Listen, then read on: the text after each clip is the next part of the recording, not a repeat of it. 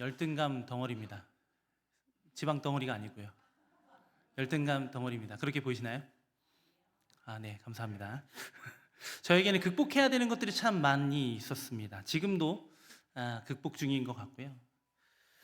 그러면서 제가 사역지를 옮기게 되었어요. 고등부 사역을 하게 됐는데 그 교회는 중등부와 고등부가 팀 사역을 좀 해야 되는 교회였습니다. 그때 부임하셨던 중등부 목사님께서 그 해 같이 부임을 했어요. 그러면서 우리가 어떻게 이 청소년을 어떻게 세워가고 주님의 제자로 만들어갈까를 고민하고 같이 나누던 중에 제 안에 그 불편함이 있거든요. 그 열등감에 대한 제가 가지고 있는. 근데 그걸 얘기를 해야만 할 것 같았어요. 그래서 그 제가 가지고 있는 이 열등감들을 막 이야기를 했어요.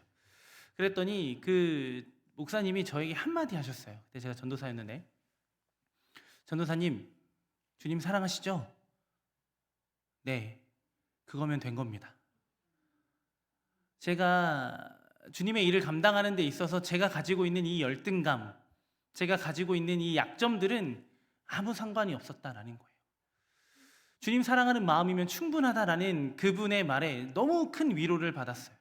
그래서 그 위로의 말이 저에게 지금까지 제가 이 열등감이 저를 힘들게 하고 제가 극복해야 되는 제 이 약점들이 드러나려고 하는 그 순간마다 정말 주님의 음성처럼 저에게 들리는 음성이에요. 주님 사랑하면 그걸로 된 거예요. 우리 가운데에도 우리도 누군가에게 이렇게 위로를 받을 때가 있고 우리는 또 누군가에게 위로자가 될 때가 있습니다. 우리는 우리 삶 가운데 최고의 위로자가 누군지를 알고 있습니다. 누구시죠? 예수 그리스도십니다. 오늘 우리의 유일하고 그 최고의 위로자가 되시는 그 예수님에 대해서 우리가 함께 생각해보고 함께 말씀을 나눠보기 원합니다. 누가복음에서 예수님께서 본격적인 사역을 시작하실 때 인용하셨던 말씀이 있어요. 이 말씀입니다. 이사야 61장 1절과 2절 말씀인데요. 함께 읽어보겠습니다.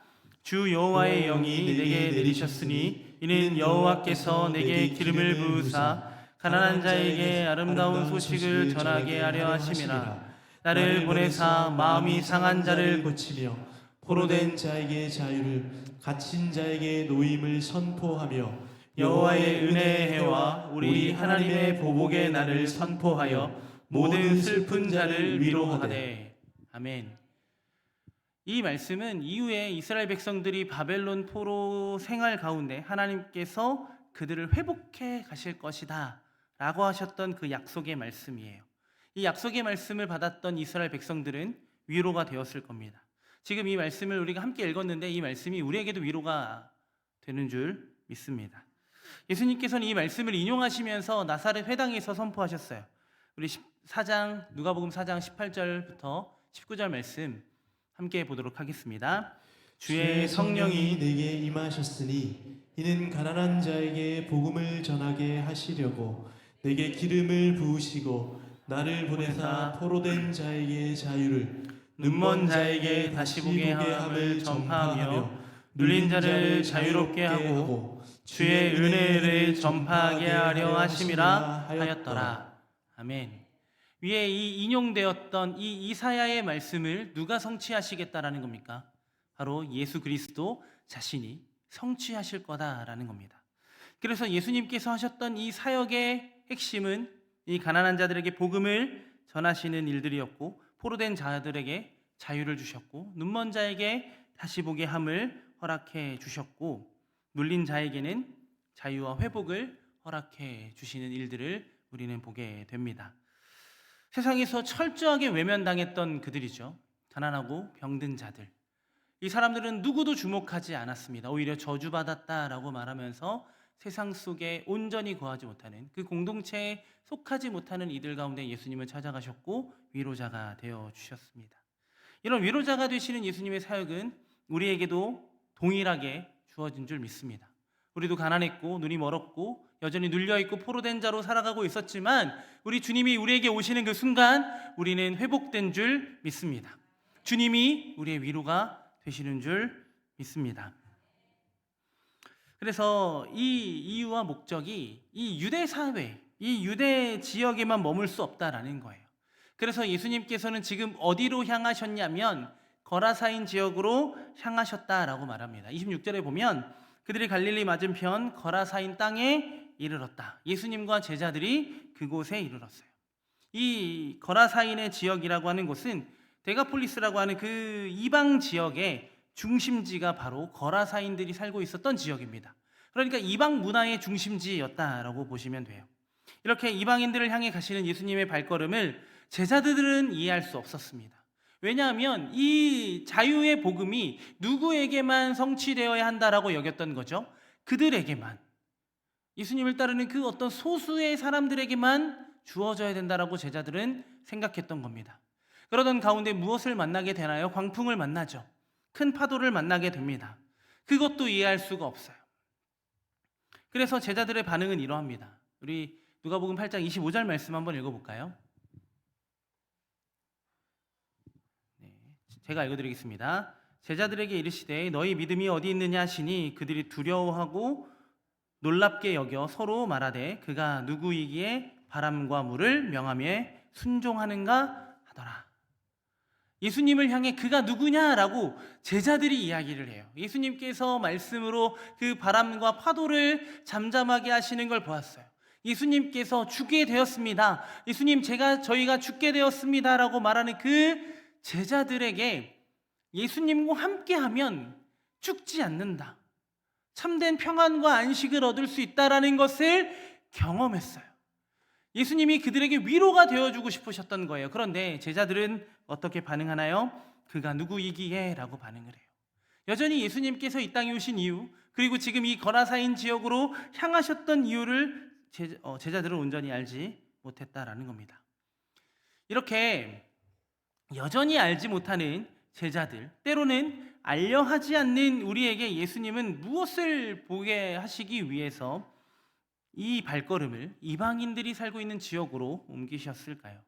갈릴리 호수에서 위로가 되어주셨던 것처럼 예수님께서는 거라사 지역의 위로자가 되어주시겠다라는 마음을 가지고 가신 거예요.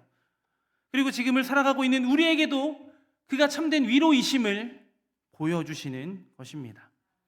그렇게 그곳에 기다리고 있었던 것은 무엇인가요? 유대인이 이방인의 지역에 가면 당연히 핍박과 적대가 있을 거다라고 생각을 했어요. 그런데 예수님이 처음으로 만난 사람이 누구인가요? 귀신 들린 사람이었습니다. 이 귀신 들린 사람만이 예수님을 맞이하고 있었어요. 우리 27절 말씀 함께 보도록 하겠습니다. 예수께서 육지에 내리심에 그 도시 사람으로서 귀신 들린 자 하나가 예수를 만나니 그는 오래 옷을 입지 아니하며 집에 거하지도 아니하고 무덤 사이에 거하는 자라. 이 사람은 어떤 모습을 가지고 있나요? 첫 번째 모습은 옷을 입고 있지 않습니다. 옷을 입지 않았다라는 것은 어떤 것을 의미할까요? 정상적인 생활을 하고 있지 않았다라는 것입니다. 그 당시에 옷이라는 것은 그 사람이 어떠한 사람이고 어떠한 일을 하고 있는 사람인지를 보여주는 거예요. 지금도 마찬가지죠. 그런데 옷을 입지 않았다라는 것은 그 사회 가운데 정상적인 삶을 살아가고 있지 못했다라는 거예요. 그 어느 누구의 돌봄도 없었고 혼자 다른 모습으로 살아가고 있었기 때문에 그는 어디에도 속할 수 없는 존재. 이렇게 무리 밖에서 그는 자신이 벗었음에도 불구하고 여전히 그렇게 수치를 모르고 살았던 그 상태, 그는 바로 그 모습으로 그곳에 있었습니다. 두 번째 모습은 어떠한가요? 그가 살고 있었던 지역이 어디죠? 무덤 가운데 있었습니다. 무덤에서 보셨나요? 저희는 생각을 할 수 없는 일이죠. 그런데 왜 그 사람은 그 무덤 가운데 있었을까요? 물론 아무도 그를 환영해 주지 않고 그가 두려웠기 때문에 그곳으로 내몰았을 것입니다. 그런데 그가 무덤 가운데서도 아무렇지도 않게 살았다는 것은 상징적으로 무엇을 의미하는 거냐면 지금 그는 살아있으나 누구와 함께하는 거예요? 죽어있는 자들과 함께함으로 살아있으나 죽은 자의 삶을 매일 살아갔다라는 거죠. 세 번째, 예수님을 향해 고백합니다. 예수님이 어떤 분인지를 정확하게 고백하죠. 하나님의 아들이다 라고 예수님을 부릅니다.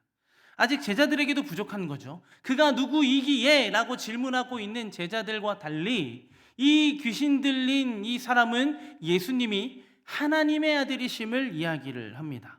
그런데 그가 하나님의 아들이심을 고백하면서 주님, 저를 구해주세요 라고 말하지 않아요. 무엇이라고 말하냐면 주님, 저와 상관없잖아요. 하나님의 아들이신 예수여, 예수님은 나와 상관없으니까 그냥 가시던 길 가면 됩니다. 저를 괴롭게 하지 마세요 라고 이야기를 해요.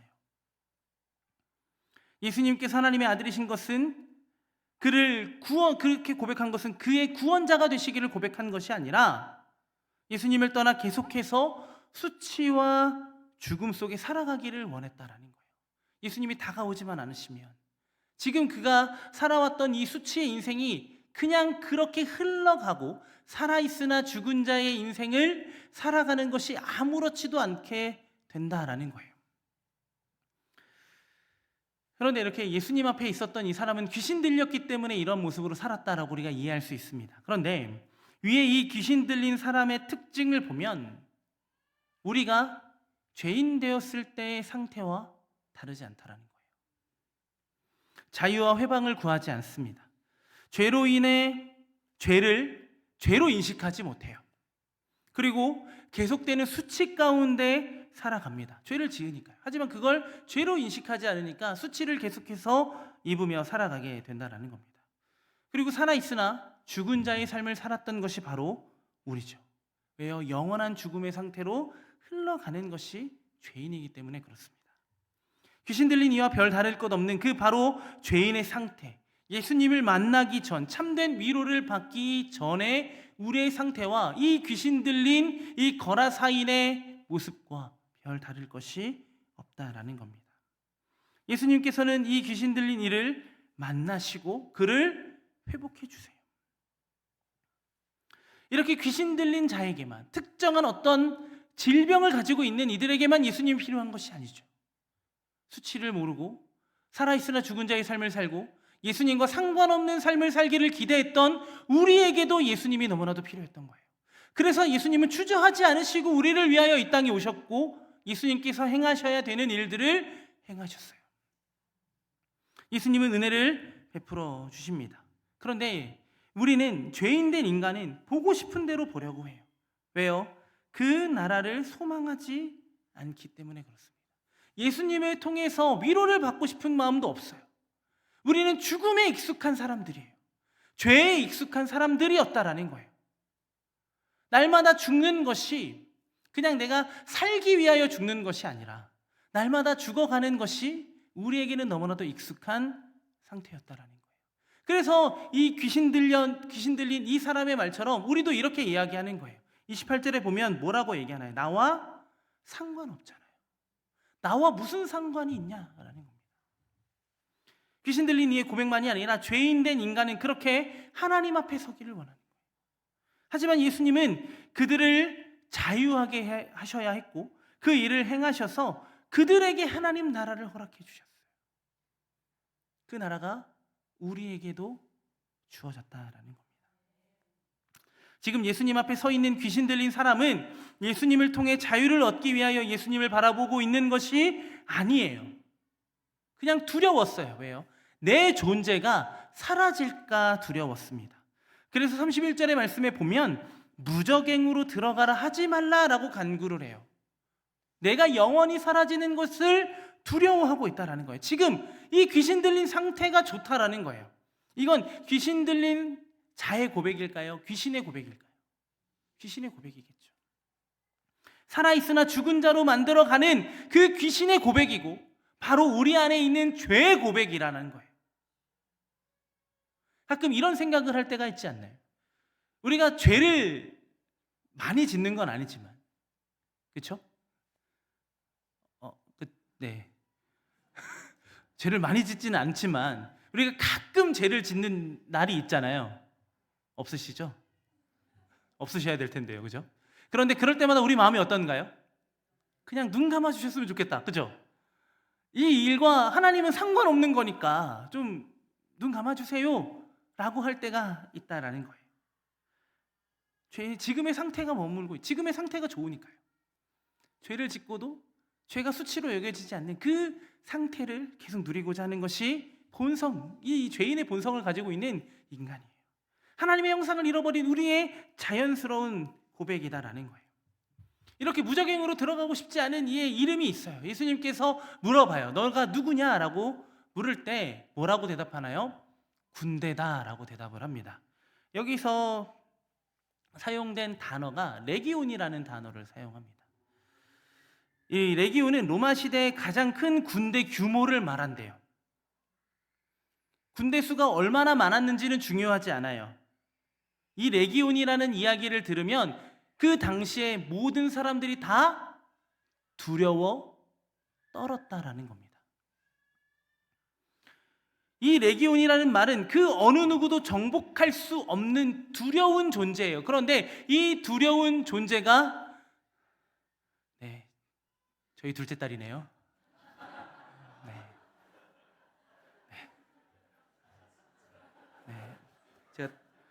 제가 땀이 나네요. 저는 아까부터 알고 있었습니다. 울음소리가 익숙했거든요. 아빠가 설교 잘하라고 눈물로 기도하고 있는 것 같습니다.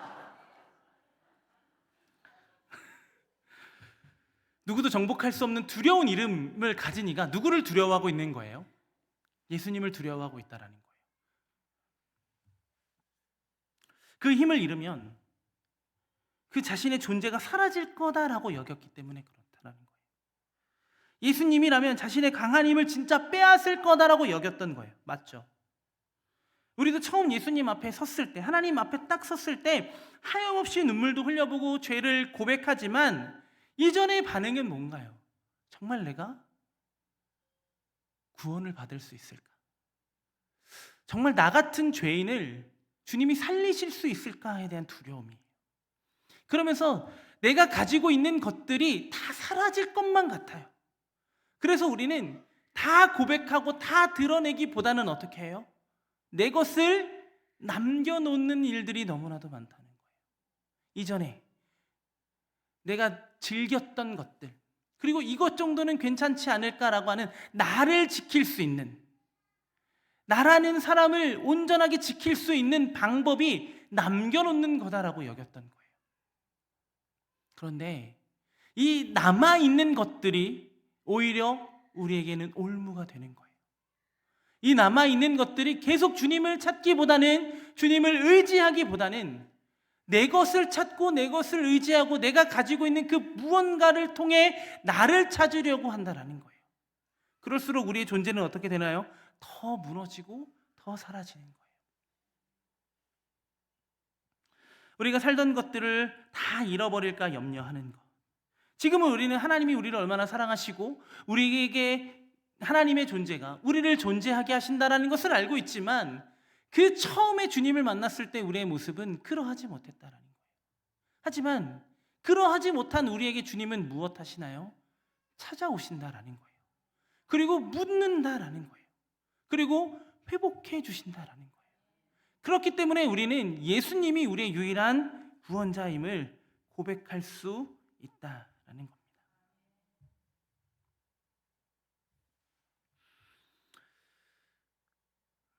그런데 죽어야만 살아날 수 있어요. 그런데 우리는 이 레기온은 뭐예요? 여전히 레기온으로 존재하고 싶었던 거예요. 군대로 존재하고 싶었던 겁니다. 그래서 강한 힘을 가졌던 이 군대가 무엇이 되려고 하나요? 돼지가 되려고 합니다. 32절과 33절 말씀 함께 보겠습니다. 마침 그곳에 많은 돼지떼가 산에서 먹고 있는지라 귀신들이 그 돼지에게로 들어가게 허락하심을 간구하니 이에 허락하시니 귀신들이 그 사람에게서 나와 돼지에게로 들어가니 그때가 비탈로 내리다라 호수에 들어가 몰수하거늘. 레기온이라는 강한 힘이 어디를 향하나요? 돼지에게 향합니다. 돼지가 무엇을 할 수 있을까요? 아무것도 할 수 없지만 이 레기온이라는 힘을 가져야만 스스로 존재할 수 있다라고 하는 것이 우리가 가지고 있는 죄라는 거예요. 그 죄를 예수님이 어떻게 하시나요? 그가 그렇게 두려워했던 무적행으로 보내십니다. 그 돼지떼가 어디에 빠져 죽죠? 호수로. 들어가 몰살을 당하게 돼요. 성경에서 이 바다는 멸망과 심판의 상징으로 종종 사용돼요. 그 제자들도 바다를 건너고 있었잖아요. 갈릴리 호수가 바다처럼 넓은 호수는 아니지만 바다로 여겼던 그곳을 건너고 있어요. 그러니까 물이잖아요. 그 바다 한가운데서 만난 풍랑이 어땠을까요? 두려워요. 왜요? 멸망당할까 봐요. 그런데 그곳에 누가 계셨나요? 예수님이 계시니까 그들이 어떻게 되었죠? 살아났어요. 우리를 집어삼키는 그 죄의 문제가 예수님과 함께 거하는 그 자리에서 어떻게 됐다라는 거예요? 회복되었다라는 거예요. 하지만 제자들은 여전히 몰라요. 그런 제자들을 향해, 그리고 우리를 향해 예수님은 보여주시는 거예요. 무엇을 보여주시는 걸까요? 예수님은 우리를 심판하기 위하여 오신 것이 아니라 구원하기 위하여 오셨음을 보여주시는 거예요. 만약 예수님이 우리를 심판하기 위해서만 오셨다면 예수님의 존재는 우리에게 위로가 되지 못해요. 그렇죠? 우리의 죄를 낱낱이 드러내서 우리를 하나하나 심판하실 거니까요. 그 심판대 앞에서 자유하실 수 있는 분이 여기 계신가요? 일단 저는 아닙니다. 분명한 건 저는 아니에요. 그렇기 때문에 그가 우리에게 구원자가 되신다는 것이 저에게는 너무나도 큰 위로가 된다는 거예요. 하지만 우리 주님은 어떻게 하시나요? 우리가 더 이상 돌아보지 않아야 되는 우리의 힘, 그 죄의 영역을 어떻게 하시죠? 다 끌어내서 사라지게 하신다라는 겁니다. 한 사람을 괴롭게 하고 한 지역을 괴롭게 했던 귀신들은 바다보다 더 깊은 무적행에 빠지게 되었습니다. 절대로 죄인의 뜻대로 되지 않는다라는 거예요. 우리의 죄가, 우리 안에 가지고 있는 이 죄가 우리를 넘어뜨릴 수는 있어요. 하지만 우리를 결코 무너뜨릴 수는 없다라는 거예요. 그 죄가 우리를 걸려서 넘어뜨릴 수는 있어요. 하지만 우리가 그 넘어진 상태로 계속 존재하지 않는다라는 겁니다. 왜요? 우리 안에 예수님이 살아계시고 그 예수님이 우리 안에 그 수많은 죄와 싸워서 승리하셨기 때문입니다. 내가 싸운 것이 아니에요. 내가 이겨낸 것이 아니라 내 안에 사시는 예수 그리스도가 그 모든 일들을 이겨내신다라는 거예요. 우리는 무엇을 통해 볼 수 있나요? 오늘 이 귀신 들린 자를 고치시는 이 예수님을 통해 알 수 있다라는 거예요. 그러니 우리는 누구를 구해야 할까요? 당연히 예수님을 구해야 합니다. 그런데 놀랍게도 이 예수님께서 행하셨던 이 놀라운 일들을 바라보면서 사람들은 세 가지로 반응을 해요. 어떻게 반응하냐면 우리 37절부터 39절까지 말씀을 우리 함께 보도록 하겠습니다. 거라사인의 땅 근방 모든 백성이 크게 두려워하여 예수께 떠나시기를 구하더라. 예수께서 배에 올라 들어가실새 귀신 나간 사람이 함께 있기를 구하였으나 예수께서 그를 보내시며 이르시되 집으로 돌아가 하나님이 내게 어떻게 큰일을 행하셨는지를 말하라 하시니 그가 가서 예수께서 자기에게 어떻게 큰일을 행하셨는지를 온 성내에 전파하니라. 아멘. 세 가지 반응입니다. 두 가지의 반응은 이 회복된 사람의 반응이고요. 첫 번째 반응은 그 회복된 사람을 바라보는 사람들의 반응이에요. 첫 번째 반응이 어땠나요? 그들은 두려워합니다. 그리고 예수님에게 떠나달라고 요구를 해요. 뭘 잃었나요, 그들은?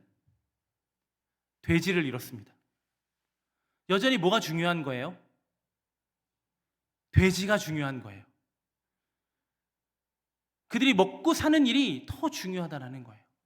지금 예수님을 통해서 그들은 무엇을 경험했나요? 그들에게 위로가 됐잖아요. 그 귀신 들린 한 사람이 그 지역을 얼마나 두렵게 했겠어요. 그 사람을 매달기 위해서 쇠사슬로 그를 묶어놨대요. 그런데 지금 어떤 상태예요? 그 쇠사슬을 끊어놓은 상태잖아요. 그게 오늘만 있는 일일까요? 예수님이 마침 오시는 날이니까 귀신 그 레기온이 더 강한 힘을 보여줘야지 하면서 쇠사슬을 끊어냈을까요? 아니죠. 그 일들이 반복됐던 거예요.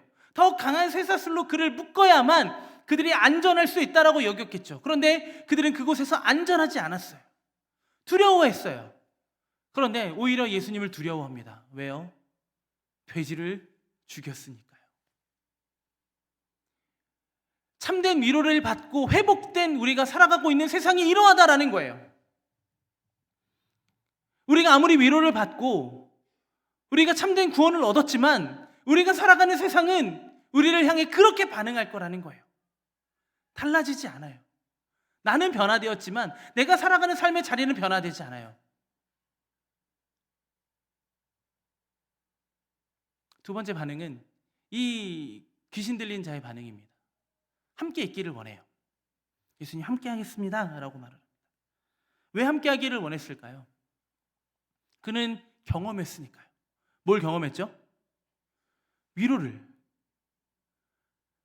귀신 들린 사람이 예수님 거기 가지 마시고 저를 살려주세요 라고 했나요? 뭐라고 고백했죠? 상관없잖아요 라고 말했던 사람이에요.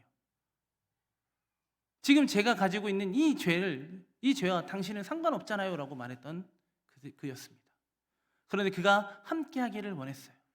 진짜 위로를 경험하고 구원을 경험한 이는 예수님과 함께 하기를 원했다라는 거예요. 곁에서 그 은혜를 보고 있다면 나와 상관없는 일이 되겠지만 그 은혜 안에 거하기를 정말 힘쓴다면 그 은혜는 나와 절대로 끊을 수 없는 하나님의 절대적인 은혜라는 것을 깨닫기 때문에 함께 하기를 원했다라는 거예요. 그 은혜 안에 거하기를 원했다라는 겁니다. 그렇게 은혜 안에 거하기를 기대했던 예수님을, 그 귀신 들린 자를 예수님은 남겨두세요. 그리고 그는 전하기 시작해요. 예수님께서 뭐라고 얘기하시나요? 내가 너에게 한 큰 일을 선포하라. 그랬더니 그가 어떻게 반응하나요? 함께 하겠다라고 말했던 그가, 그 은혜 안에 거하기를 기대했던 그가 뭘 고백하기 시작하나요? 자신이 누렸던 그 은혜를 고백하기 시작하는 거예요. 그 은혜는 예수님과 매일 동행해야만 누릴 수 있는 것이 아니라, 매일 그 걸음을 함께 해야만 누릴 수 있는 것이 아니라, 내가 구하는 그 자리에 누가 계신다라는 거예요? 예수님이 계신다라는 거예요. 그러니 그 놀라운 일들을 계속해서 선포할 수 있다라는 겁니다. 그렇다면 우리는 어떻게 반응하고 계신가요? 그 은혜 앞에, 우리를 위로하시는 그분 앞에 우리는 어떻게 반응하고 계시나요? 오늘 말씀에 예수님은 아무 소망 없고 아무런 기대 없는 이를 부르시고 구원하셨습니다. 그런데 우리는 어떻게 반응하나요? 우리도 여러 가지로 반응할지도 몰라요. 이 세상의 반응처럼 우리도 반응할지도 모릅니다. 자유를 구할 때도 있고 구하지 않을 때도 있고, 여전히 우리가 입고 있는 그 죄의 수치라는 그것에 너무나도 익숙해서 그 옷을 벗는 것을 두려워하고 벗으려 하기보다 감추려 하고 살아있으나 죽은 인생을 택하기도 할지도 모릅니다. 근데 우리가 기억해야 되는 것은 무엇인가요? 우리가 그것으로 인하여 죽어야 했지만 예수님이 우리를 위하여 죽으셨다라는 겁니다.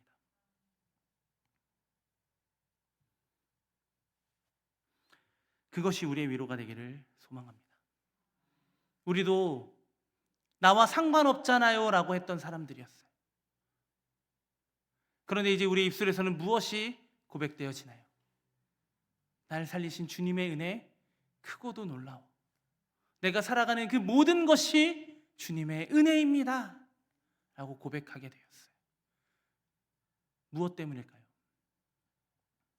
우리가 원하는 것이 이루어졌기 때문에 그런가요? 우리가 원했던 것은 무엇이죠? 예수님이 그냥 우리를 지나쳐 가는 것을 원했던 사람들이에요.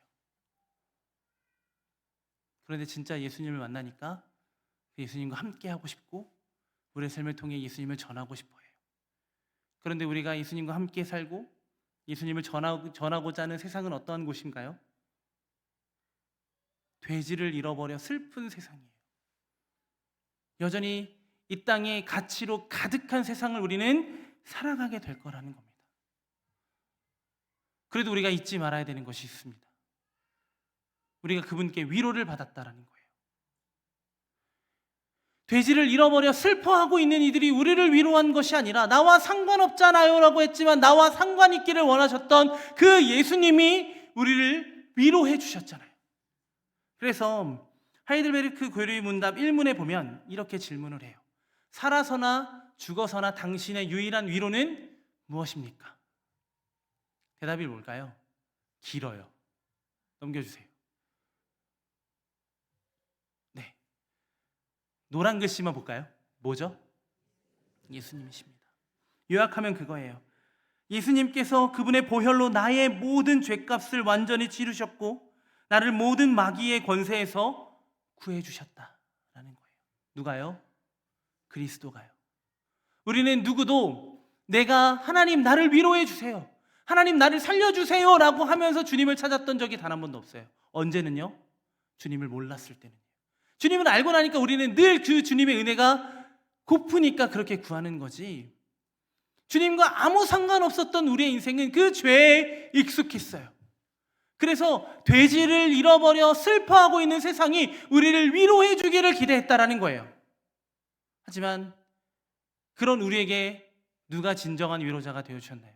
누가 유일한 위로자가 되어주셨나요?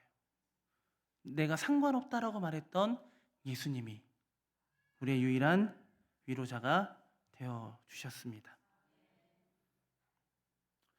예수님이 우리의 참된 위로자가 되어주셨음을 우리는 기억했으면 좋겠어요.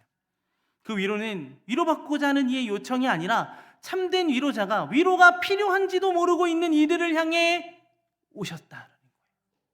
그것이 은혜죠. 우리는 오늘도 은혜 입은 자들입니다. 오늘도 우리는 은혜 안에 있는 자들입니다. 그런 우리의 삶의 고백에서 무엇이 드러나야 될까요? 예수님께서 우리에게 행하신 크고 위대한 일을 선포하는 삶을 살아가야 된다는 거예요. 우리의 입술에선 나를 구원하신 예수님이 드러나고 자랑되어져야 한다라는 겁니다. 큰 풍랑 가운데 두려워할 때도, 귀신 들려 온전한 삶을 살아가지 못하는 그때에도 예수님은 우리의 위로가 되어주셨습니다. 그리고 우리는 이 위로를 잊고 또 돼지를 잃어버려 슬퍼하는 인생을 살지도 모릅니다. 그런 우리에게 주님은 여전히 위로가 되어주실 것입니다. 우리의 것은 아무것도 없습니다. 오직 주님의 은혜로만 우리는 살아갑니다. 그 은혜가 없이는 우리는 아무것도 아님을 기억하는 우리가 되기를 소망합니다. 그것이 진짜 위로가 되기를 원합니다. 그리고 돼지를 잃어버려 슬퍼하고 있는 이 땅에 참된 위로자 되신 예수님이 우리의 삶을 통해, 우리의 입술을 통해 선포되어지기를 예수님의 이름으로 간절히 소망합니다. 우리 함께 찬양하고 기도하도록 하겠습니다.